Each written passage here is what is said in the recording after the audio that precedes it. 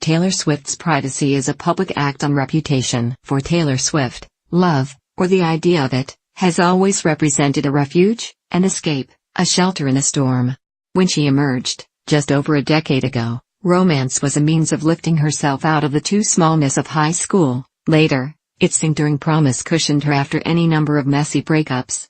Swift's idealizing impulse resonated with fans, who were using her music the same way she was using her imagination, and she quickly became one of the biggest and most closely observed pop stars on the planet. Now, on her sixth studio album, Reputation, which came out Friday and sold more than 700,000 copies in 24 hours, according to Nielsen Music, love is an antidote to the celebrity she so doggedly cultivated, and then fumbled as soon as everyone was watching.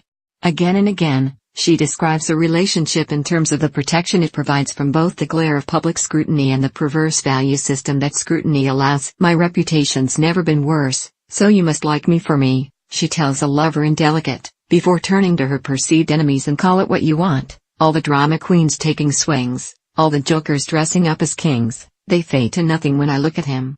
With his deep blue eyes and his effortless sensitivity, the guy Swift sings about on Reputation still has a storybook quality familiar from her early work, a good thing, given that he's tasked here with helping to purify several years' worth of tabloid toxins.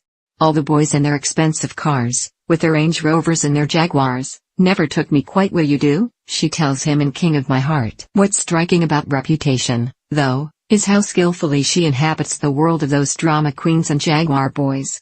Swift famously pivoted from country music with 2014's Grammy-winning 1989, which she referred to as her first official pop album after having established herself in Nashville. Yet this time she's fully embraced the hip-hop and R&B sounds that rule top 40 radio and streaming services such as Spotify, even as she's held Reputation back from streaming in order to boost sales. Working with A-list producers Max Martin, Shellback, and Jack Antonoff, Swift deploys whooshing synth textures and skittering trap beats similar to those in songs by Drake, Delicate, or Rihanna, So It Goes, or her foil-turned-nemesis Kanye West. Ready for it?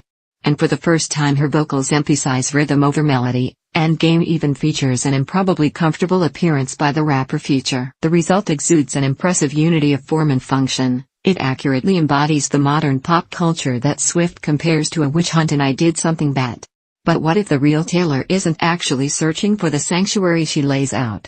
On Reputation her singing is most convincing in the songs concerned with her supposed mistreatment, by haters and backstabbers, by men talking trash, by West and his wife Kim Kardashian, who are all but named in Look What You Made Me Do and This Is Why We Can't Have Nice Things. Swift has long used her music to accuse and to spell out grievances. Of course, her belief in justice, at least as she sees it, runs a close second to her belief in happily ever after. Here, though, she seems to take real pleasure in the recriminations, as though she'd finally found her true calling, and is no longer worried about upholding anyone's notion of sweetness or decorum. In This Is Why We Can't Have Nice Things, there's a moment when Swift, almost through a line about how forgiveness is a nice thing to do, breaks off and erupts into laughter. I can't even say it with a straight face, she says, and it might be the most concentrated burst of emotion on the album. A cynical reading of Reputation, and the one I find myself leaning toward the more I listen to this excellent record, suggests that the love songs constitute mere damage control in Swift's bumpy transition to pop avenger.